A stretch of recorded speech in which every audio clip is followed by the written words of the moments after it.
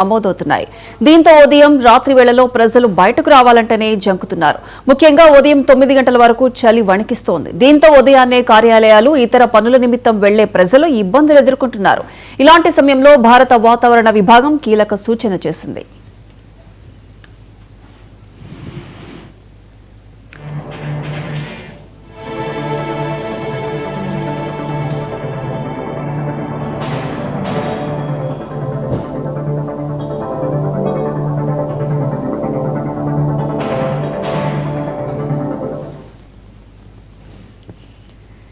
నైరుతి బంగాళాఖాతంలో తీవ్ర వాయుగుండం కొనసాగుతుందని ఐఎండీ తెలిపింది. ప్రస్తుతం వాయువ్య దిశగా కదులుతోందని, దీంతో ఇవాళ మధ్యాహ్నానికి శ్రీలంకలోని ట్రింకోమలి, జాఫ్నా మధ్య తీరం దాటుతున్నట్లు వెల్లడించింది. మొదట్లో తుఫాన్గా బలపడుతుందని భావించినా పరిస్థితులు అనుకూలించకపోవడంతో బలపడలేదని వాతావరణ నిపుణులు తెలిపారు. ఈ ప్రభావంతో ఏపీలోని పలు జిల్లాల్లో వర్షాలు పడనున్నాయి.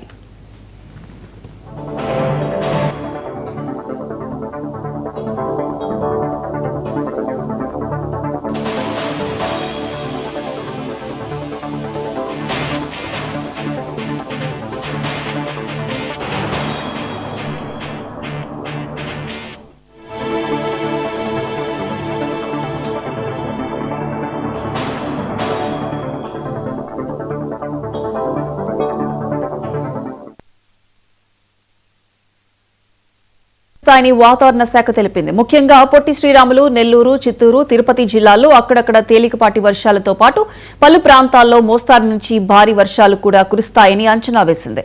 బాపట్ల, పల్నాడు, ప్రకాశం జిల్లాలో తేలికపాటి వర్షం కురిసే అవకాశం ఉందని తెలిపింది.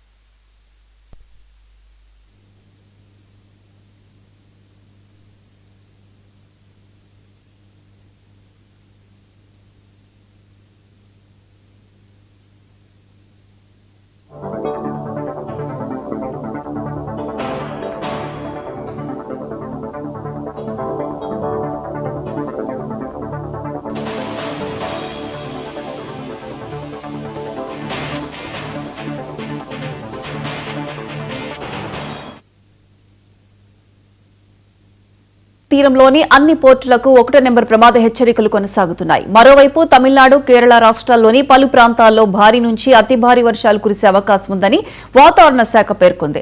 ఇప్పటికే రాష్ట్రంలో చలి తీవ్రత ఎక్కువగా ఉంది. ముఖ్యంగా ఏజెన్సీ ప్రాంతాన్ని చలి వణికిస్తోంది.